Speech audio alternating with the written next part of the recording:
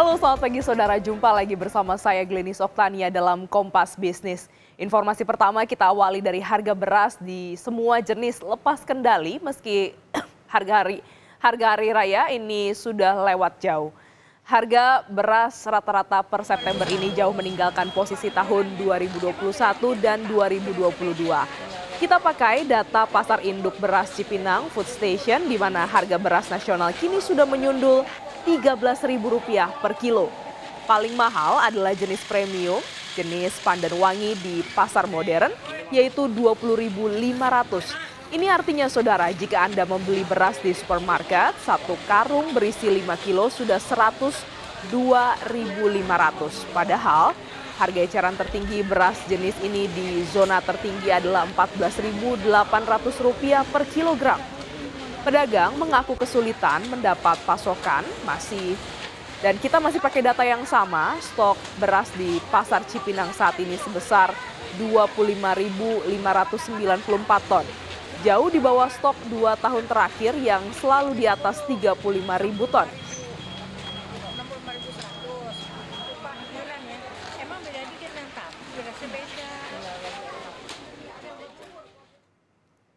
Mengapa harga makin liar? Kompas Bisnis sudah bersama dengan Rahmi Widiryarni, Direktur Distribusi dan Cadangan Pangan Badan Pangan Nasional. Selamat pagi Bu Rahmi. Selamat pagi, Mbak. Ya, ini beras lagi menjadi sorotan, harganya kembali naik begitu ya. Mengapa kembali berulang? Harganya liar di atas harga eceran tertinggi. Bahkan jenis pandan wangi ini sudah tembus di harga Rp20.000 per kilogram. Sebenarnya apa yang terjadi, Bu?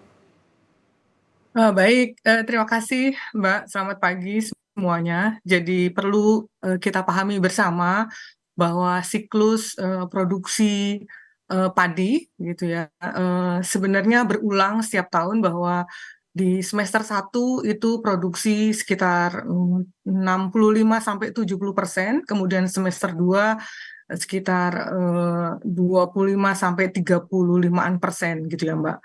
Kemudian saat ini sudah masuk semester 2, kemudian juga ternyata El Nino yang sudah diprediksi sejak awal tahun ternyata juga berdampak terhadap produksi. Jadi kalau kita lihat memang harga naik gitu ya, naik dari awal tahun.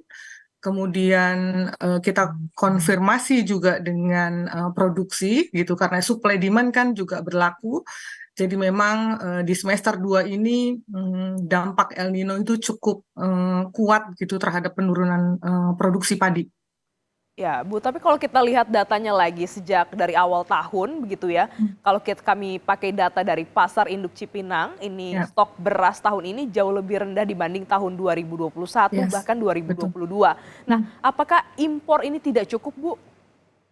Sebenarnya dari awal 2023, bahkan mungkin di Oktober 2022, Badan Pangan Nasional dengan prognosa neraca pangan pada saat itu Bapak Kepala Badan sudah menyampaikan kepada publik bahwa 2023 situasi akan tidak baik terkait dengan beras gitu. Sehingga setelah izin impor 500.000 di 2022, pada saat itu masuk 200.000 sampai Desember karena memang selalu disampaikan oleh beliau bahwa eh, kedatangan impor ini harus terukur gitu. Jadi tidak serta-merta langsung masuk gitu karena juga kita mengutamakan pembelian dari dalam negeri ini khusus untuk cadangan beras pemerintah ya Mbak. Mhm. Kemudian masuk 300.000 yang sisa kuota 2022 itu sampai di bulan awal Maret gitu. Kemudian di awal tahun 2023 kita lihat ternyata harga juga nggak turun gitu dibandingkan dengan tahun sebelumnya. Sebenarnya paling mudah kita punya panel harga pangan yang diupdate setiap hari, tapi kita juga bisa lihat harganya PIBC karena itu kan barometer pasar beras gitu. Tidak hanya di Indonesia, bahkan mungkin di Asia Tenggara gitu ya. Nah, itu juga mulai menunjukkan tanda-tanda tidak turun gitu sehingga diputuskan oleh pemerintah, Bapak Presiden memerintahkan untuk impor 2 juta ton di 2023 dengan kedatangan yang terukur gitu. Karena kan itu baru prediksi ya, Mbak. apakah kita benar perlu 2 juta atau sebenarnya cukup 500.000, 700.000 gitu ya. Dan ternyata sampai hari ini situasi seperti ini gitu ya Mbak. Jadi kedatangan importasi beras ini akan 2 juta full plus 300.000 yang sisa 2022. Jadi 2,3 ini untuk memenuhi cadangan pangan pemerintah khususnya beras. Oh, Jadi pemerintah dalam situasi apapun harus punya cadangan beras yang kuat. ya, perlu ada cadangan beras yang terus dipenuhi. Nah, lantas apa solusi Yes. dari Bappenas baik jangka pendek namun tetap bisa dipakai secara jangka panjang? Kalau yang pertama sesuai dengan prognosa ya Mbak, prognosa ini disusun juga dengan lintas KL, maka yang pertama adalah perlu penguatan produksi, melakukan berbagai macam upaya dan ini dilaksanakan oleh Kementerian Teknis dalam hal ini Kementerian Pertanian. Jadi wilayah-wilayah, lokasi-lokasi yang masih dapat air dilakukan percepatan tanam. Kemudian yang kedua, Badan Pangan Nasional menugaskan Bulog sesuai dengan memang operatornya adalah Bulog untuk menyalurkan beras ke masyarakat melalui beras SPHP. Jadi ada beras untuk stabilisasi pasokan dan harga pangan, ini langsung ke retail, baik di modern maupun di pasar rakyat, kantongan 5 kilo dengan HET, 10.900 per kilo. Kemudian kemarin juga di Rakernas, Bapak Presiden sudah memerintahkan untuk percepatan penyaluran bantuan pangan dalam bentuk beras yang 10 kilo per keluarga ini di September ini. Ini untuk 21,353 juta KPM di seluruh Indonesia. Ini akan dirilis untuk tadi menjaga bahwa masyarakat yang memang betul-betul membutuhkan dan terdampak paling besar terhadap kenaikan harga bisa terpenuhi kebutuhan pangannya 10 kilo untuk 3 bulan.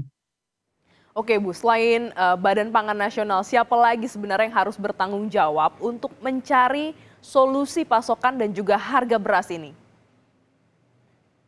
Eh, Beras ini kan bagian dari pangan ya Mbak.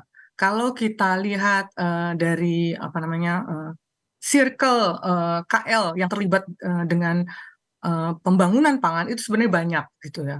Kalau produksi jelas Kementerian Teknis, Kementerian Pertanian memang fokus di produksi. Kemudian ada kementerian seperti PUPR untuk menyiapkan waduk, bendungan, irigasi yang besar-besar. Kemudian juga ada Kementerian Perhubungan yang saat ini sudah intens bekerja sama dengan Badan Pangan untuk membawa mendistribusikan beras ini sampai ke pelosok-pelosok dengan mengoptimalkan tol laut bahkan menambah deviasi titik perjalanan tol laut.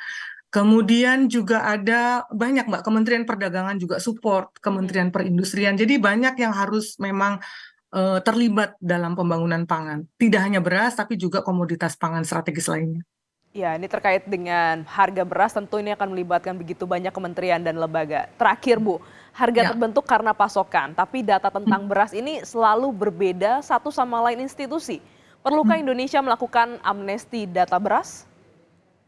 Sebetulnya datanya sumbernya satu Mbak dari BPS karena single data untuk beras ini sudah ada KSA gitu. Jadi nanti akan terjadi koreksi.